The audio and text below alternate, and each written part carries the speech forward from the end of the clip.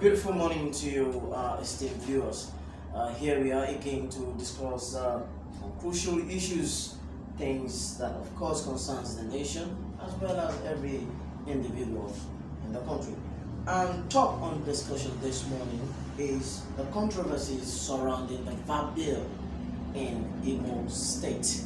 Of course, we're talking about gender-based violence, and we want to quickly discuss that with two discussants this morning in the person of Majori Ezihe, the coordinator State Committee on Ending Violence Against Women and Girl Child.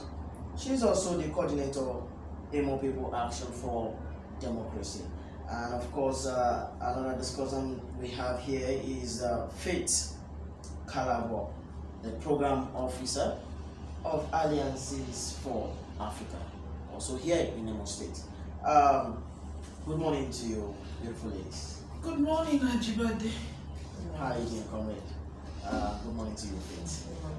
All right, quickly, let's go into the business of the day. We are discussing the VAPP bill, and we understand some controversies have been, surrounding this bill in Imo State here. And we want to know, what are your thoughts on these issues as well? Let me start with you, comrade. Thank you, Ajibade. For me, it's quite sad when we look at a beautiful piece of framework, legal framework for trying offenders and protecting victims, and someone comes up and decides to put clause in the wheel of such a beautiful thing. Now, the challenges around the VAPP in Imo State are basically what we call a false cry, because they are not real. They are a figment of a very, very active imagination that is aimed at creating mischief. Why do I say that? Because I'm a frontline intervener. As a frontline intervener, people like to think that you are a rock, you are immovable, and you don't have emotions. But we do what we do because of all these emotions running riot inside of us. Because you see a 2-month-old baby being abused.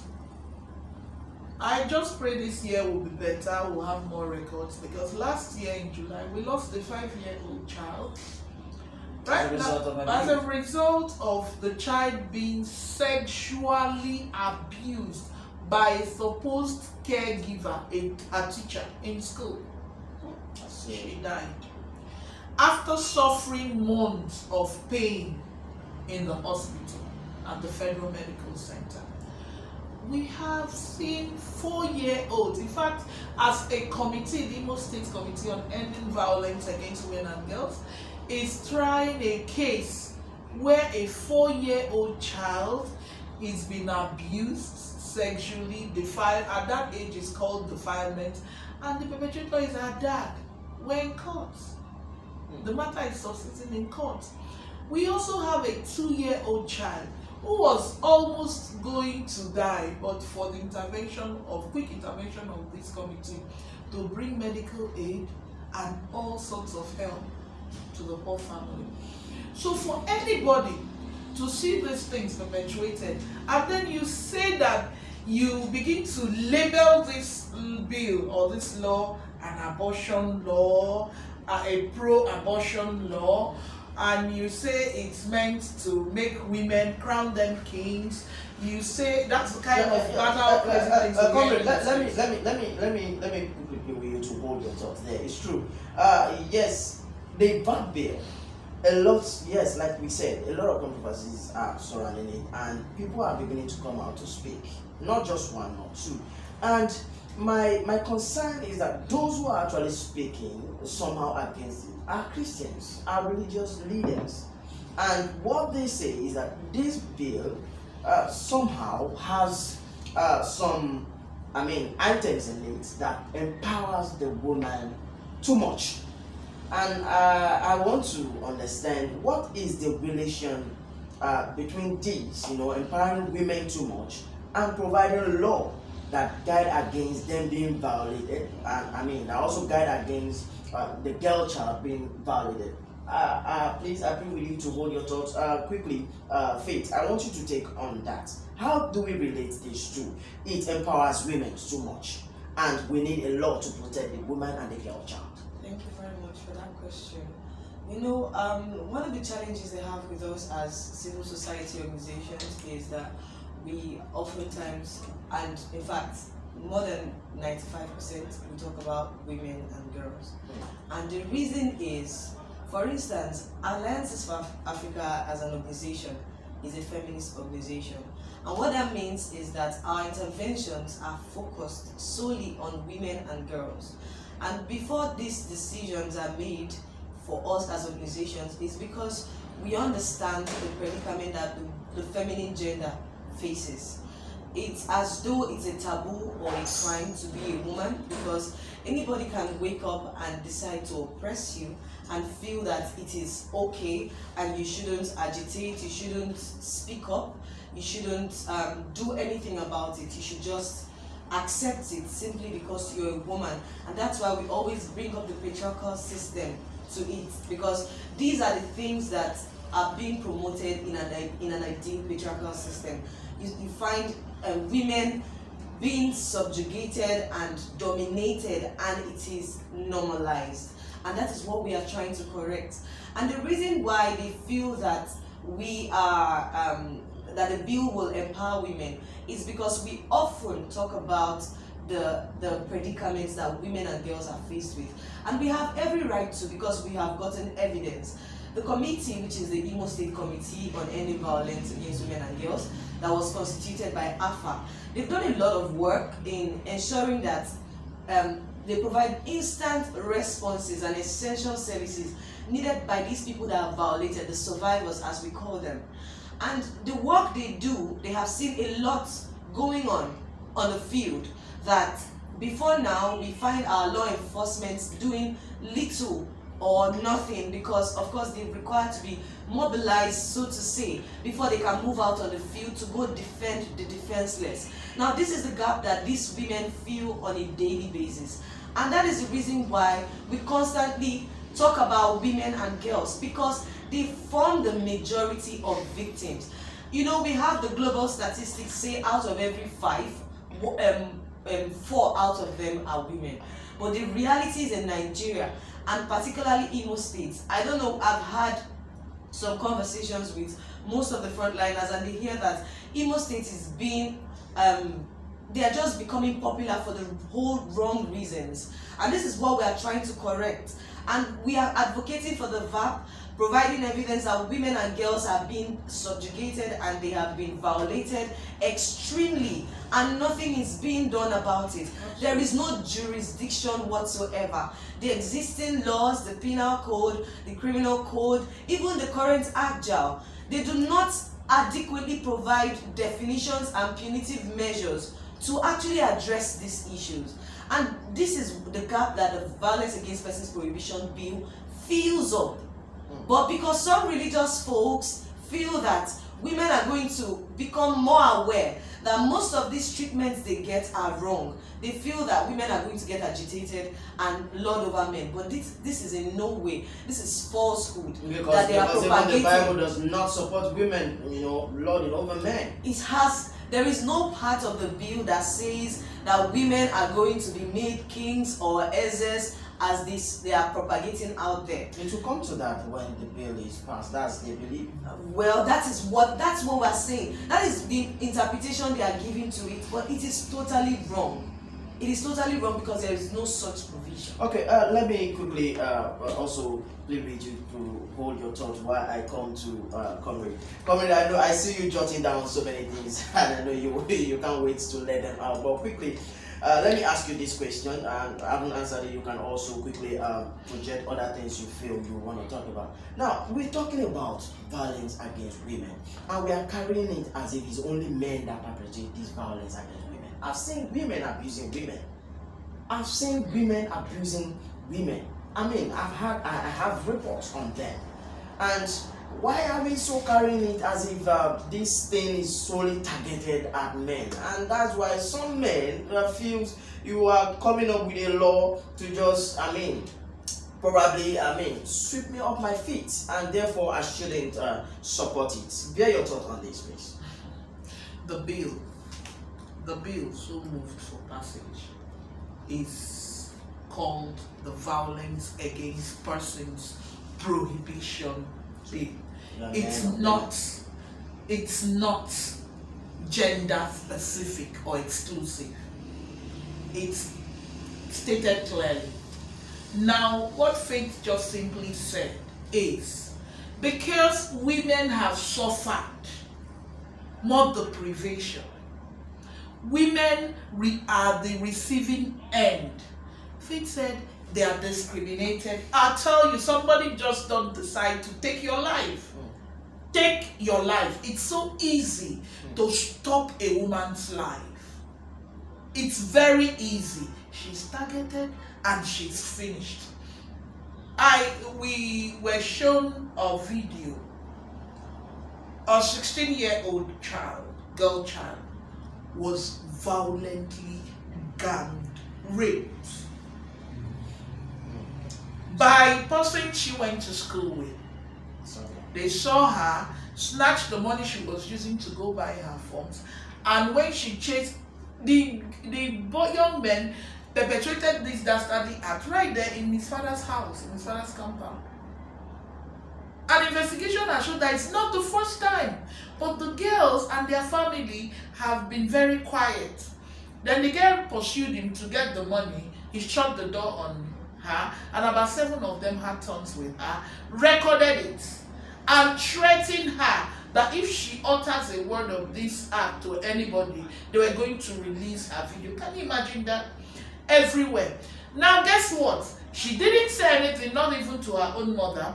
They still went ahead and put this video out in the internet. Her mother got to see the video and knew it was her daughter. Went using the young nubile virgin girl and asked her what happened. It took an uncle who lives in Abuja to get in touch with us. Do you understand? But why is it that the perpetrator, who should hide his head in shame, has the audacity to perpetrate such an act and then goes away to circulate it to the public without any fear that he will be he's going to go in? It's because of the lacuna. He knows that the society lacks the wherewithal to hold him accountable for such, or his mates, for such an action. And then somebody comes up and says, you're talking too much about this, until all our wives are raped. We have intervened on an incident of a woman who was 8 months old pregnant. She was violently raped in the farm. And her husband took the fight to the perpetrator. The perpetrator came to arrest the husband, and he did not see the young man. He arrested the woman who he raped, who was 8 months pregnant, and she was detained at the police station 3 days hence before the committee had and intervened. So what am I saying? You take a woman's life, you violate her so violently, and then you kill her. Most of these people go ahead and commit suicide. No, it's not them versus us. This committee has also intervened to break up a ring that is encouraging and recruiting young, vulnerable men into homosexuality. And I want us to not forget something here. This is not an IMO law. It's a Nigerian state law that was signed onto by the Nigerian Federation, which is operational since 2015 in Abuja. And as counting now, I think 22 states have signed on to the VAPP. So for anybody to begin to give it coloration, I think we should begin to put the sign of the focus of all our energy on such people. So you're in essence saying anybody who is not supporting the VAPP bill is actually perpetrating those things. I am saying anybody who has the audacity to tag what is not in the VAPP to the VAPP should be looked into seriously. I think the security agency should begin to look to the person. Are you saying the person is a potential? He has ulterior motive. Let me tell you, Mike, you said something about the church and leaders. Leaders lead in front. Leaders, they lead in front. I think we have a bloated, overrated idea of who and what a leader is. Who is a leader? A leader for me is that child who is bold enough to take a stand against evil. And if we're all agreed that rape or defilement of whatever form it's evil, why can we not as a state quickly put our pen where our mouth and our money is and denounce and say, everybody, this is it? Because you're quick to say religious. The religion, if I put your Bible quite okay, the sons of Israel, Jacob, one of their sisters was raped in the Bible. You know what happened to the young men? Even though their father said leave, the brothers went and they annihilated those men and made sure that they will not have the opportunity to perpetrate such dastardly acts against anybody. So it is not a sexist thing. It is not us versus them. Men are being violated. Yes, we even have a case where a man is being violated, violently violated, victimized by the wife. We didn't say we can't listen to him because he's not wearing a skirt or tying a wrapper. We're doing his matter. For the first time, he saw people who empathized. Because sympathy is something you do from the distance. You do not know what the issues are. And I say it boldly, those people who are crying foul where there is none, they do not know where the issues are. The Osisa radio, that station, daily floods this committee with cases of persons whose rights has been violated. And it's not just about sex. It's not about sex. It's about somebody denying you your rightful position at work, denying your rightful position at school. It's about the law enforcement agency. Yes. Yes. No, just simply because you're a person even. You're a person. Because until we think as human, the problem for me with humanity is humanity has stopped thinking like humans, which is our primary obligation, and we just don't think like anything near humanity. Could it also be coming out of, could it be born out of ignorance? I don't think so. Because sex crimes are not crimes of ignorance. They are things. Those against the VAPP. No. Could it be that before you have sex, sex is never a spontaneous thing. Do you know that there's stalking? There are some rape and defilement cases that arose out of a period of stalking.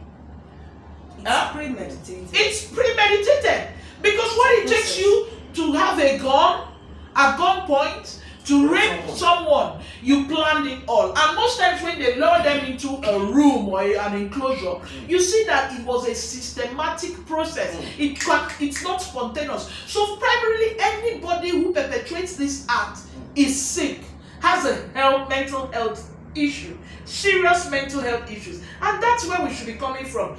They should go and look at that. It's very serious, because even within marriages, we've seen women who have had series of violence during sex or sexual act, or raped violently even within marriages, and they don't even know that something is wrong. They're expected by society to like it, to accept it. And you know the dangers where there are children involved. You are now not just traumatizing and victimizing just one person, you're doing it to 4 other people who go to be somebody else's wife, who go on to be somebody else's husband, and they will continue the vicious cycle. So it's high time we all stand up and stamp this rubbish out of our society. He has no place amongst our people, and we would like to leave. Honestly speaking, alright, there is still crucial issues, and what we are discussing is the VAPP. I can see the ladies are, of course, they're not pleased with what is happening in the society, especially here in IMO State, where we are looking forward to the VAPP bill,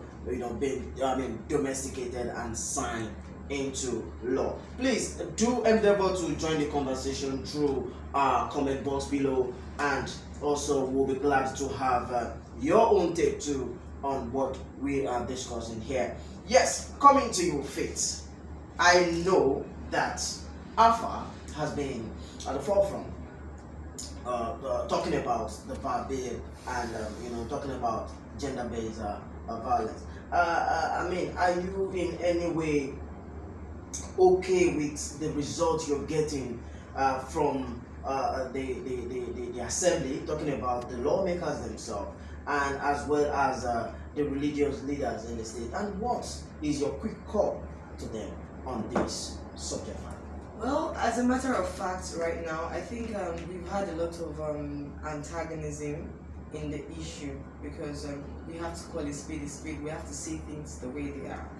And the hearing, from the views of a number of persons who were present at the hearing, we felt that it was not a fair hearing, basically, because they allotted time for everyone to speak, but then when it got to the religious groups, they were allowed to speak beyond the time that was allotted.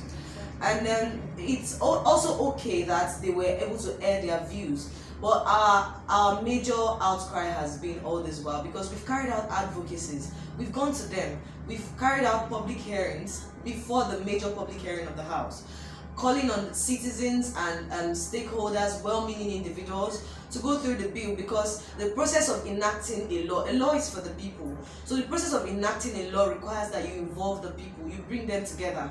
So we did all of that to ensure that everyone brings their input, because we know that there are usually cultural perspectives, all of these, that will come to play and affect how maybe some provisions are rendered, just to ensure that everybody is okay with it. So we ensured we carried them along, but we were exactly disappointed that they only decided to ask that the bill be withdrawn, and they gave their reasons. And our question was, why didn't they say, okay, because it's still a process that will get to that point, these views you're bringing in, can we all come together and talk about it and see how we can amend it to suit everyone?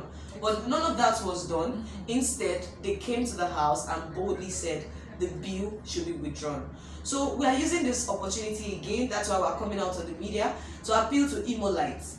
The reason for the public hearing is to get individual input. So if they have challenges, the office of her Honorable Uju is open. She can be approached. She's an amiable person. She can be approached. She's working with a committee. There's a House Committee on Gender Affairs, and they are the ones championing the cause from the House of Assembly. So we're asking people to come together.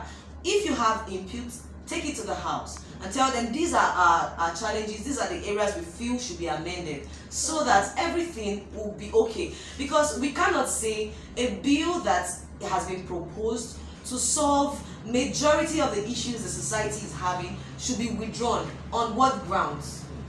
Because of misconceptions and propaganda from people who feel that this is women's agenda to lord over men. So this is our call to action for everyone listening to us right now. It's indeed a call to action. Thank you for that submission there. Quickly back to you, comrade. You are really hard on this issue. All right, let me take this as your final comment on the show before we call it a wrap. Quickly, your final take to those concerned in these so-called controversies surrounding the VAPP. My final thing is this: people, from the person who gets violated is usually the vulnerable person. And in every society, the strong makes room for the weak, so that that society can continue and have a measure of equality. What am I saying? A child who's violated, it's obviously because there are issues of hunger and starvation. And when that child is violated, that child, of course, where there is poverty, there is no money for that child to access medical help or even go to the police, because the trust in the state is not there. Now, if that child does not get to be reached by persons like us, AFRA and this committee, that child will die. Now, what we're saying is, you see, it's a very vicious circle. Everybody has a role to play. My strong reasons are, I'm a woman, my children are IMO citizens, And I'm tired, I'm sick of seeing people die.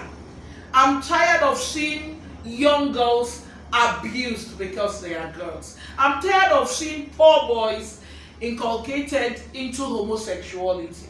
You're messing them up totally. I'm tired of seeing these things happen. If a person chooses to do whatever, that's their choice. But you do not force somebody at gunpoint to do what they do not do. And then you leave them to the dogs. No. The VAPP is simply saying there is Medicare for you.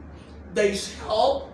There is help for you to be rehabilitated and absorbed by society. And all of us should have a strong reason to support this. My strong reason is I do not want to wait until it is my child. Thank you very much for that summation.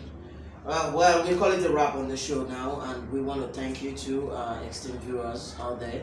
We want to thank you for being part of this, and please don't forget to drop your comment. We need your support as well on this issue. It's a call to action, like my discussants here have said, and we all have to, all hands must be on deck to ensure we get this done. We don't have to wait till it becomes our own child, our own girl child, or our own boy child. We need to support this bill to see the light of the day. On that note, I want to thank you very much, Faith. Thank you For being part of this. Thank you very much. Your contributions have been, of very immense important, and you too, Comrade Midori Ezine, the action lady. Thank you very much. Thank you for having us, Ajibade. All right, I remain your host, Ajibade Awofeso. Till we meet again, stay positive, stay focused, and please discourage any violence against persons wherever you are. Thank you.